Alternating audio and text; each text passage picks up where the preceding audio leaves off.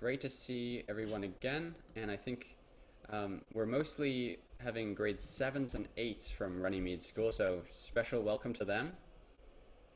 And I think we have people from all over the place, even from Chile, so shout out to everyone joining. We're just going to start in a few minutes, I think, as people are coming in.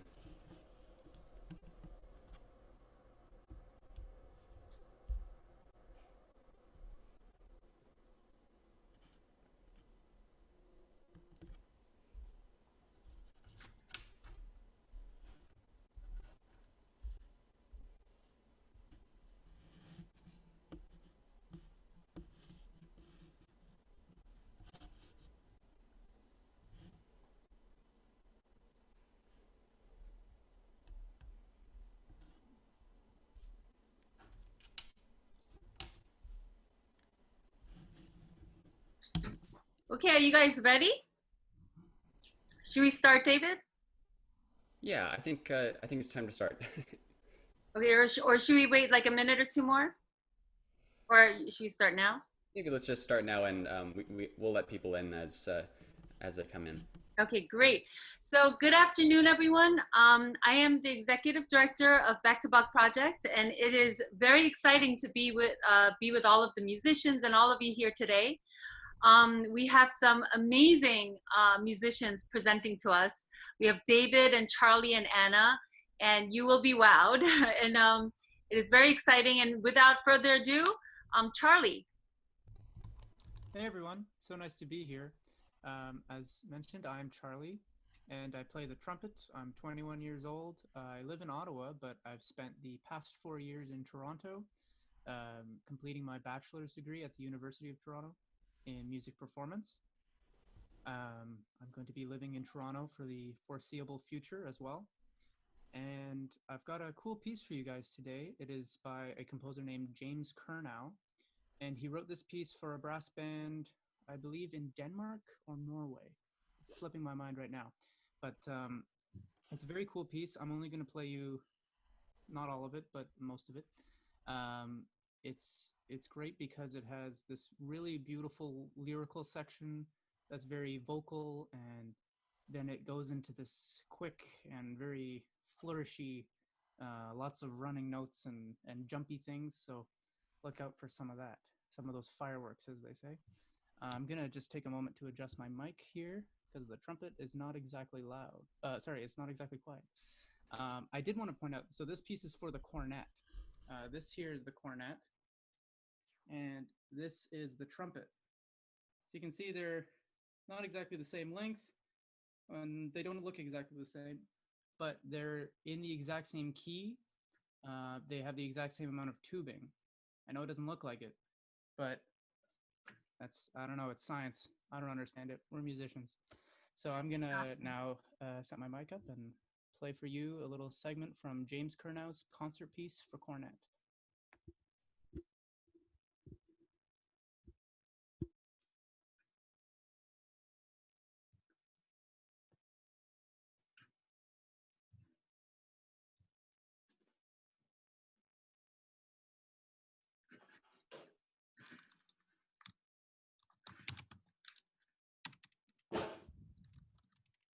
Stand just fell. We're okay.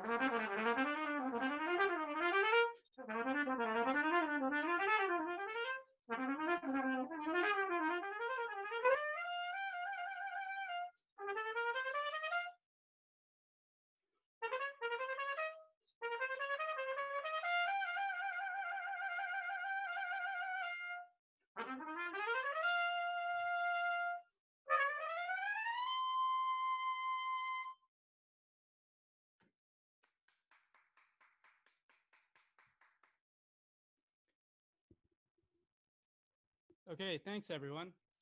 And now I believe Anna is going to go ahead.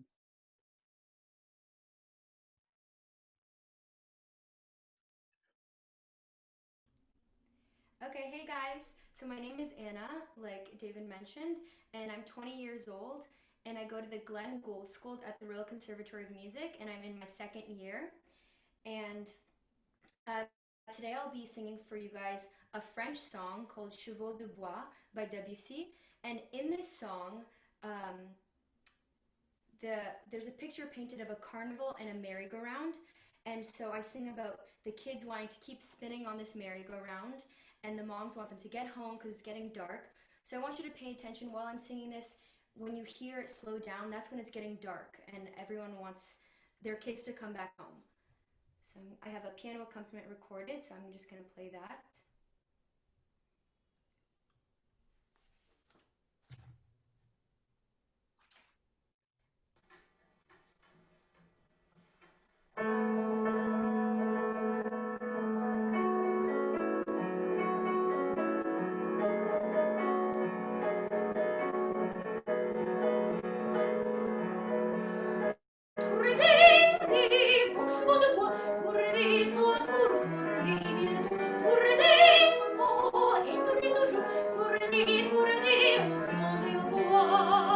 L'enfant tout rouge et la mer blanche, le gars noir et la fille rose, lui la chose et l'autre la pose, chacun se pile sous de dimanche.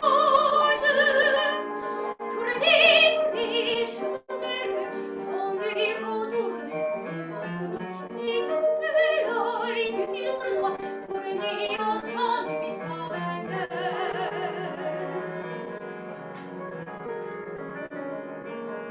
C'est dit ton nom, comme ça vous saoule d'aller ainsi dans ce cirque bête, rien dans le ventre et mal dans la tête, du mal en masse, du bien au foule.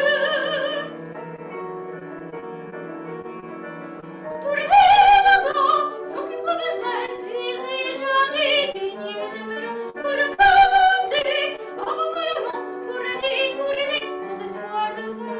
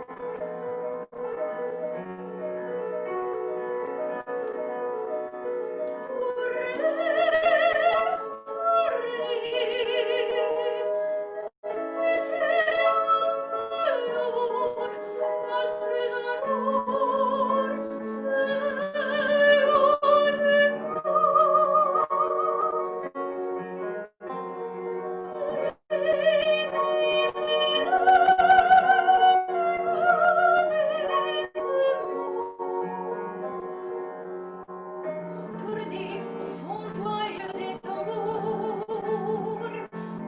tournez.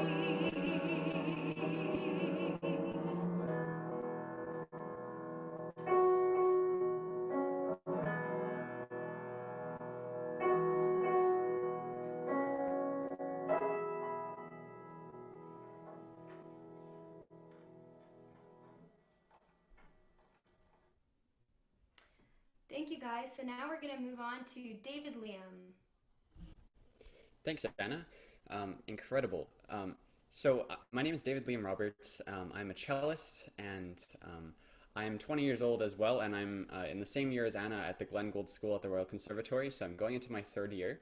And it was a pleasure visiting Runnymede School last year, and we hope to be back again. It's such a pleasure to see all of you, and unfortunately not seeing you today, but we're with you in spirit and over Zoom. So it's a pleasure. So Back to Bach, just as an introduction, is a global nonprofit organization, and we visit schools, and our goal is to just advocate classical music and music education curriculum in schools.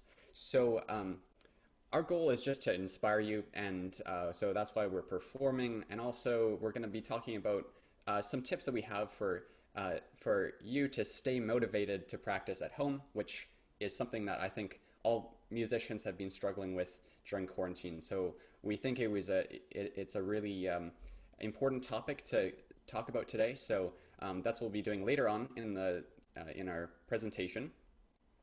So right now, I just want to say, feel free to ask any questions that you have in the text box on Zoom, and we'll definitely get to your question later in the presentation.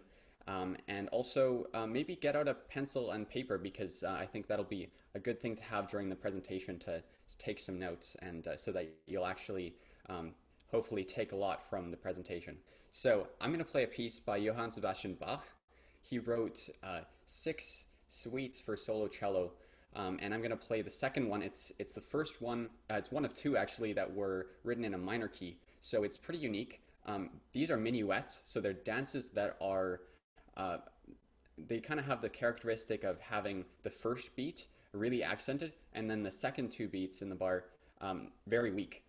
So you'll hear, especially in the first minuet, it really struck me when the first time I heard it as being really powerful. So I hope it moves you the same way that it moves me and continues to just move me whenever I play it. So you'll hear that it has a really strong first beat, but I want you to listen for a few times where the third beat in the bar, the last beat, is actually accented. That's kind of cool. And then the second minuet is in a major key. So take with that what you will, but here it is.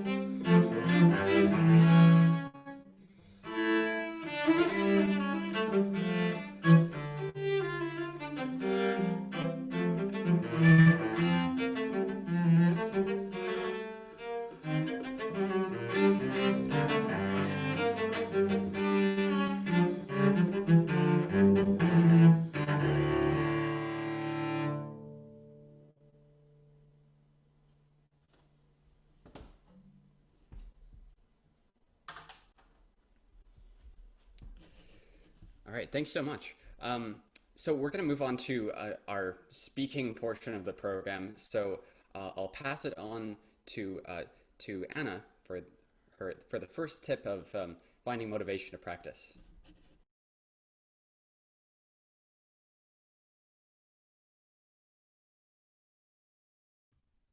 Sorry, Anna. Okay, it's okay.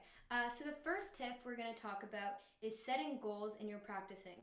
So I know it's the end of the school year. You guys probably had some kind of school concerts since you all play instruments or are in band. I think yes, you are.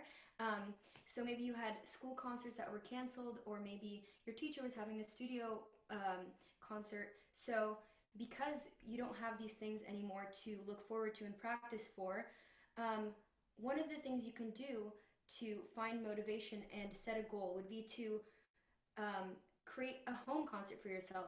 Your family probably hears you practicing all the time, but they wouldn't hear you in a concert. So you can, for example, set a day and invite them, your parents, your siblings, on a certain day, and then you'll have that to work towards.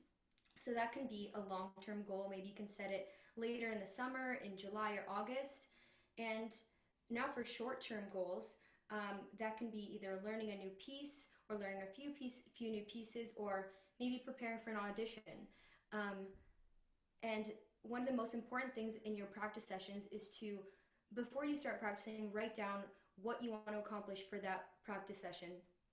So that can be focusing on two lines of music, or getting better at one phrase, or practicing at different speeds.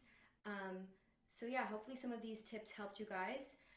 It's really important to set goals, both long term and short term, and it will really help motivate your practice sessions.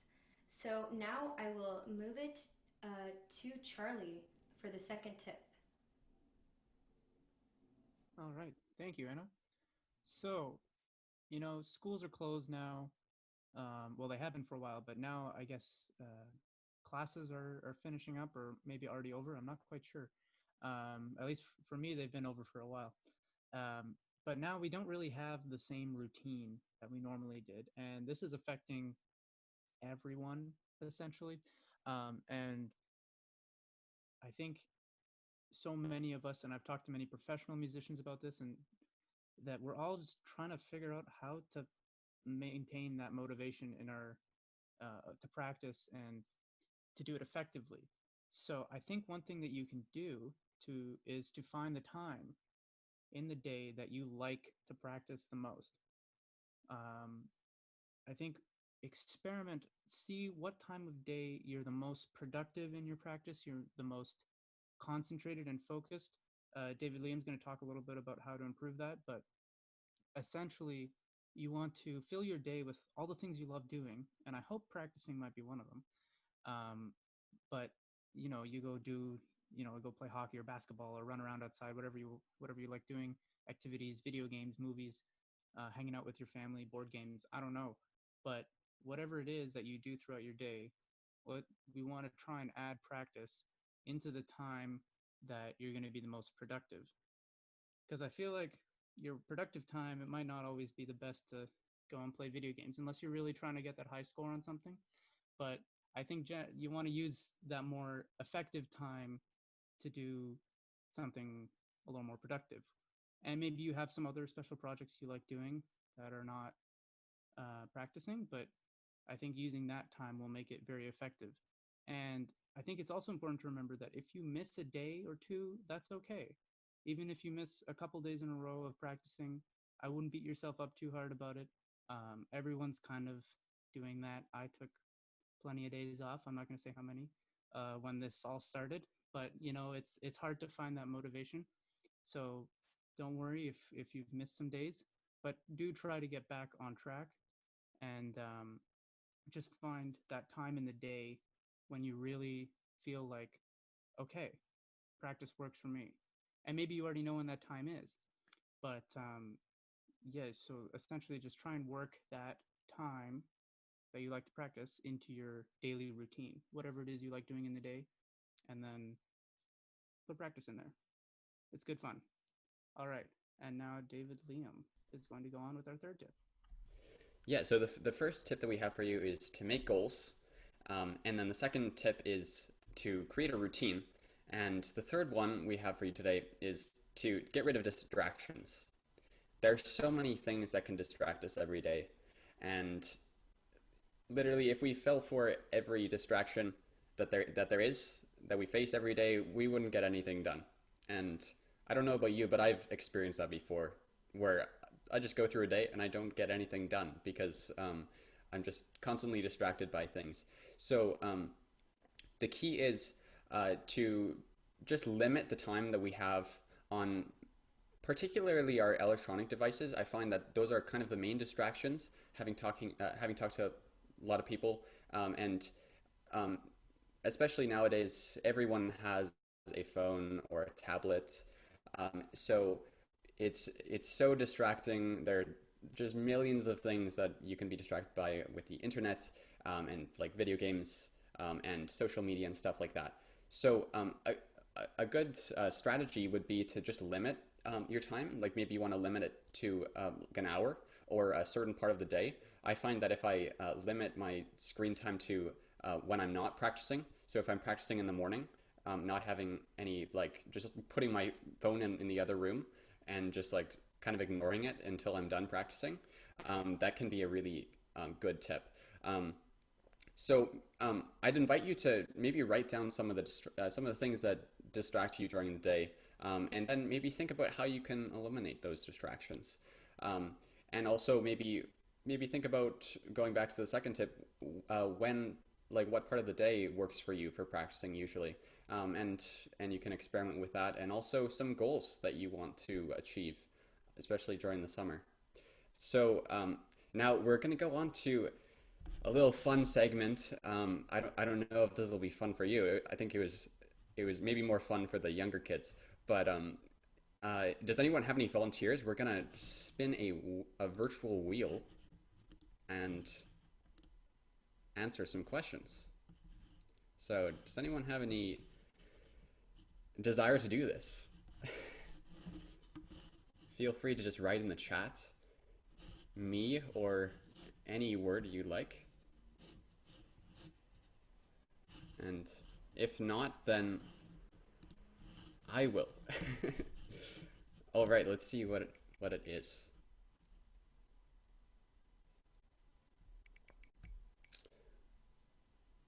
All right, what is the first tip for practicing? It is to make a goal. So maybe we'll just do two more of these just to refresh your memory. Feel free to volunteer in the chat if you'd like. Oh, it's going in order. Second tip is to make a routine. It's a good refresher. Last one. Should you have a goal for every practice session? The answer is yes. I think that's one of the main points Anna was talking about. Really important to have a goal for every practice session, because I find that that's what motivates me the most, for sure. If I don't have any goal, if I'm kind of just like, gotta practice now, then I don't really want to practice, and I probably won't get that much done. So that's an important one for sure. So I think we'll go on to any questions that people have as we wrap up our presentation. I have a few questions here as people are writing more. We have, all right, we have a question from Suli. Charlie, if you want to take this, how do you play some longer phrases? And do you practice taking in deeper breaths than most people? Charlie?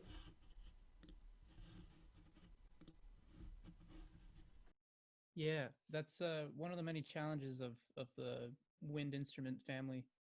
Um, I would say that in general, I try to start most of my practice sessions doing breathing exercises and stretching exercises, just to kind of get everything flowing. And there's a few programs, actually, that might not be the right word, but there's some teachers out there who really advocate for um, certain types of breathing that will like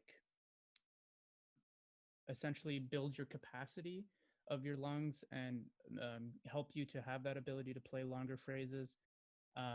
Another thing is, just for example, with what I played, is planning out where you breathe in the phrase. Some of those didn't quite happen where I wanted them to in that performance, but that's how it that's how it goes. But yeah, when you plan out those breaths, you can kind of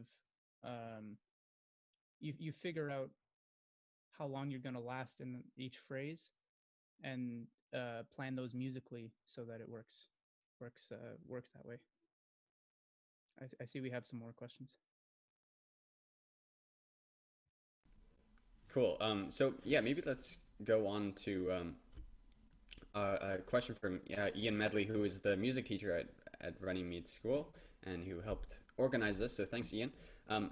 His question is, do you always memorize your pieces for performance? Why or why not? And are there benefits to memorizing for performance versus reading? Um, yeah, maybe I'll answer this. I'll answer my take on this. I say whenever it's a kind of a solo piece or a concerto, I find that playing it memorized just looks a lot better, and it personally I'm distracted by music that's in front of me. So if I have music in front of me when I'm performing, kind of it kind of messes with me psychologically, because I kind of want to rely on it, even if I don't even need it, if it's definitely memorized. So with sonatas, it's kind of difficult because it's a piece of chamber music, and it's kind of traditional to have music in front of you. So even with sonatas that I have memorized, I still have the music in front of me. So yeah, it has its pros and cons. Sometimes if you get lost in a performance, it's nice to have the music there.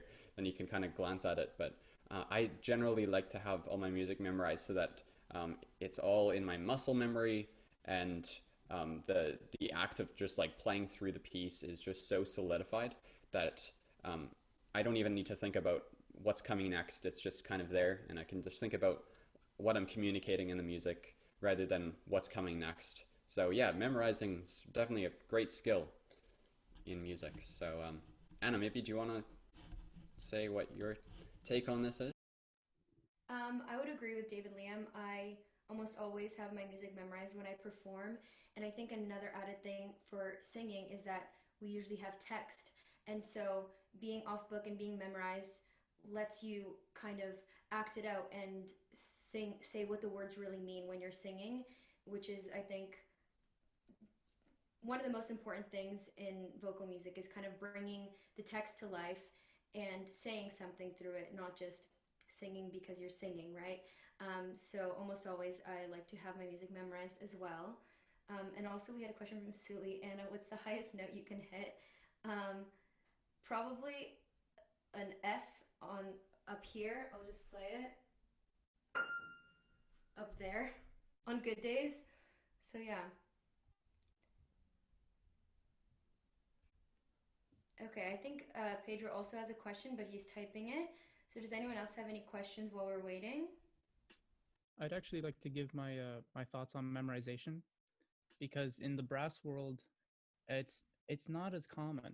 We generally do play things with the music. It does depend on the setting.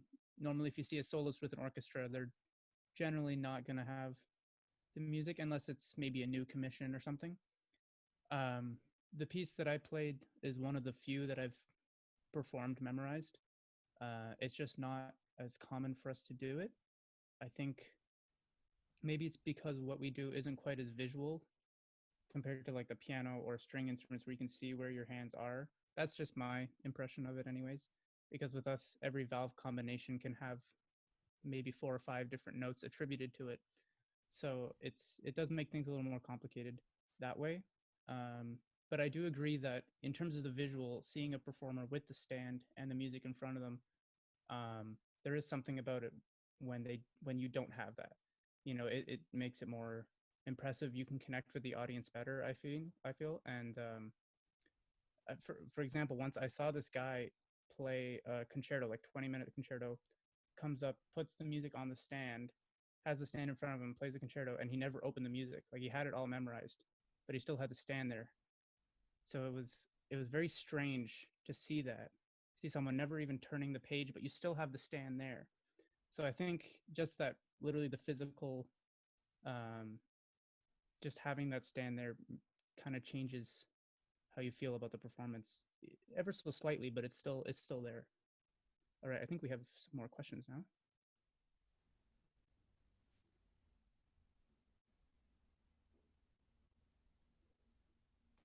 What is the hardest thing about playing your particular instrument? Do you want to start, Charlie? Uh, sure. Um, it's a great question. I think the trumpet is generally asked to do a lot of, we're like the highest brass voice. So a lot of our music, we do have quite a few high notes, and the general characteristic of the trumpet is we play fairly loud. And a lot of the other brass instruments, like the trombone, in terms of an actual decibel level, they can play louder. So then, for us to keep up with that, it takes a lot of stamina. So I would say that the endurance on the muscles, the muscles in your face aren't exactly very big. So to be able to keep up like that is very demanding. And I'm glad that I don't play principal very often, because that's the part that has to play all the loud high stuff. Whereas second trumpet, you get to play all the octaves. So it's a little more, it's a little easier. But when you do have to play all that stuff, it can be very, very demanding. Anna, do you want to talk about what's hard about Sure. singing? Um, I think the hardest thing for me, at least, is breath. And I often look to brass and wind players because they usually have their breath control down. And I think that's the biggest challenge for me right now is kind of coordinating the breath in a way that helps me, that doesn't like get in my way. And another thing that's kind of frustrating about singing is that you can't really practice 8 hours a day like other instruments. You can maybe practice 2 or 3 hours because then you're just going to lose your voice. There's only so much you can do in the day and you have to rest. I know trumpet players also, like, they have their chops. They can't practice for too long either. So that's kind of frustrating sometimes, but it reminds you to rest and take a break because you can't practice all day. So yeah, David Liam, do you have anything to say? I guess it probably forces you to practice really well, I feel like, as singers. Efficiently. So that's interesting because I think I know a lot of string players and other like people who play different instruments who practice so much in the day, but their practicing probably isn't as effective because they're after a few hours you just kind of go down in productivity. So that's interesting. But yeah, I'd say the hardest part of playing a cello is the sound quality. Getting a really good sound quality all the time. Um, uh, yeah, our instruments are very temperamental because they're just wooden boxes, so they're kind of very affected by humidity and stuff like that. So just um, just being able to make a really good sound all the time is super big struggle, and of course intonation. So I don't know. There are a lot of things that make it kind of difficult. But we have another question by from Pedro, who's actually tuning in from Chile. So that's pretty cool.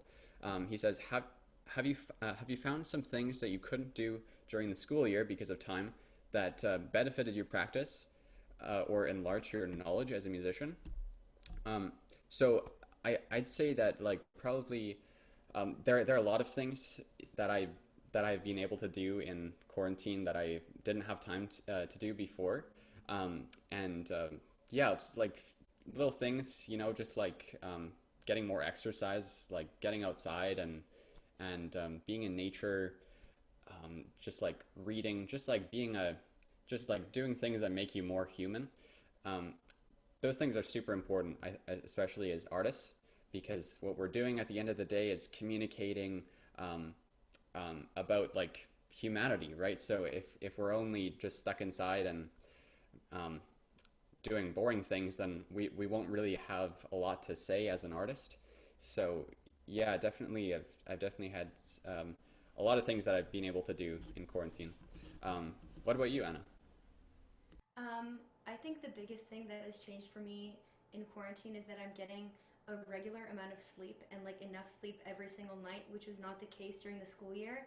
And that has really benefited my practice and my singing because I'm well rested when I start my practice session. And I honestly think that's the biggest difference that has made in quarantine. Yeah. Charlie? Yeah, I've had a lot of cool things. My friend and I, we started doing this listening project where we've taken this big list of composers, and then every day we go through one of their symphonies and, just kind of talk about it with each other. We've done over 50 symphonies now, and it's been really cool to hear, especially when you start at the beginning of a composer's, all their symphonies, and you go to the end and you hear how their compositions change, their style developing. Um, and it's especially cool when you know like maybe two or three of their symphonies, and then you get to hear all the other lesser known ones. Um, and it really kind of informs you of maybe how to perform their music. So that's been really, really cool. Right now, we just started Prokofiev yesterday, so I'm looking forward to going through those symphonies.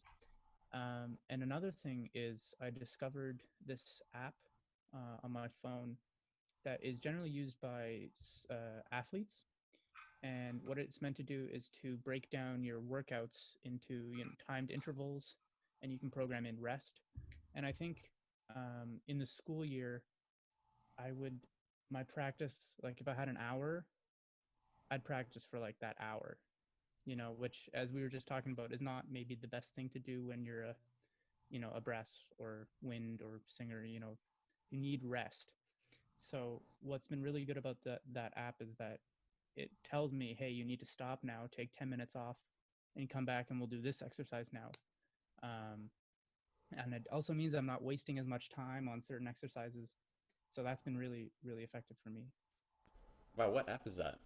It's called Seconds Pro. Seconds I Pro. can I Cool. can You send want you to write some. it in the chat in case anyone Sure. else wants to check it out?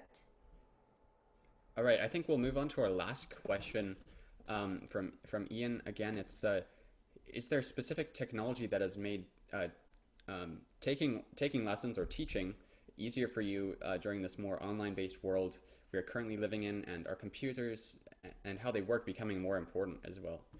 It's a really good question, and um, I think definitely the technology has made a huge difference.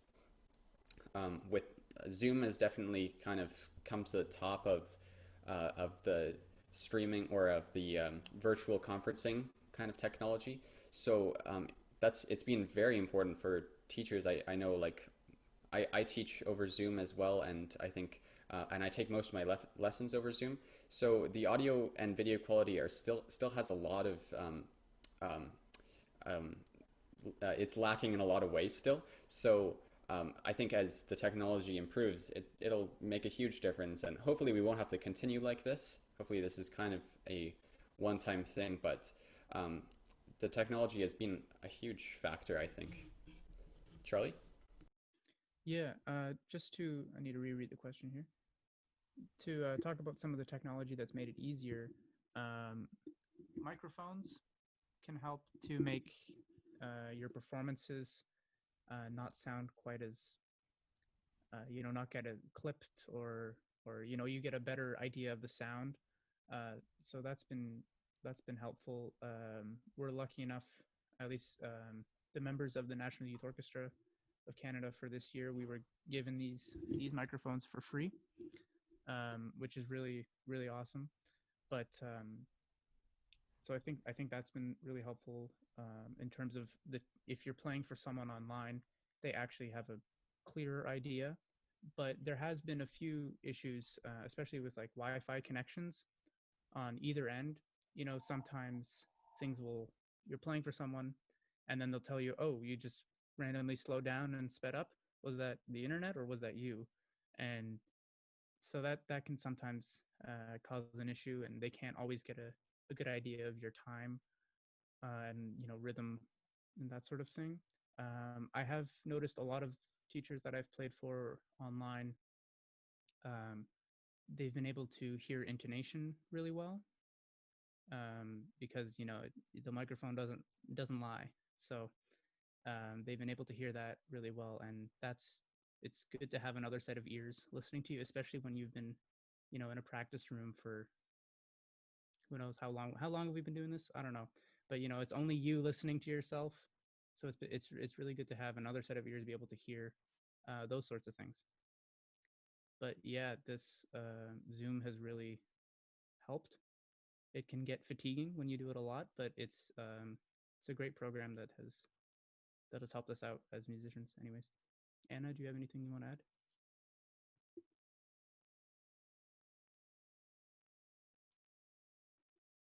I think you said it all. I agree with everything you said with the microphones and the sound quality. Yeah, I agree with everything. So yeah. Okay, well, I think we'll Right. we'll wrap up for today, and I just want to thank each of you for tuning in, and for I hope this was helpful for everyone, um, and especially all the students out there. Keep on practicing, and I hope these tips of goal setting and making a routine, eliminating distractions, will help you in achieving your goals for the summer, especially. And of course, this is just a very like kind of basic introduction to these topics. But if you want to learn more about like goal setting and stuff like that, there's so much out there um, that you can learn about how goal setting is so important. So I'd encourage you to do that. And again, thank you for tuning in, and we hope to see you all again soon. And enjoy the rest of your day. All right. See you, everyone. Thanks, everyone. Take care.